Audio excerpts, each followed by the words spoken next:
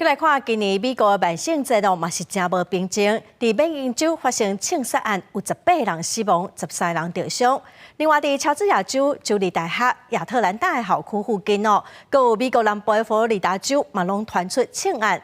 伫佛罗里达州的枪案嘛造成2个人死亡，18人受伤。美国缅因州路尔斯顿市枪击事件发生2天了后，几名为大规模的受害者收眉。这件枪击案造成18人死亡，13人受伤。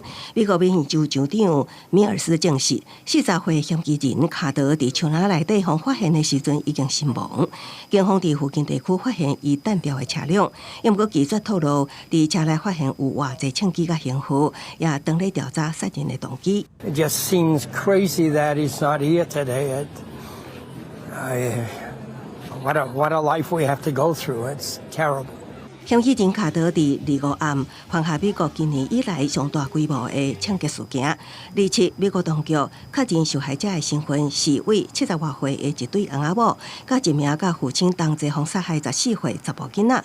根据调查，卡德是一名陆军后备役士官，伫今年的热天，捌因为幻听，第一站进入一间卫生机构接受精神疾病治疗。另外，29有4个人伫乔治亚州立大学亚特兰大校区附近遭到枪击，其中2个人是学生。警方表示，3名受害者情况稳定，1个人情况危急，当咧抢救。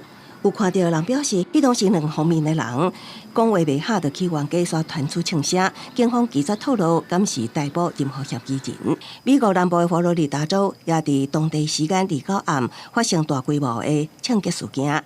迄当时有超过100人伫街路为万圣节狂欢，却也因为冤家演变做枪击案件。这场事件拢总造成一名14岁少年，甲一名22岁查甫人死亡，18人受伤，紧急送医。警方已经逮捕一名22岁嫌犯菲利普，搁伫现场找到2支枪，目前当咧调查，敢是抑个其他枪手涉案。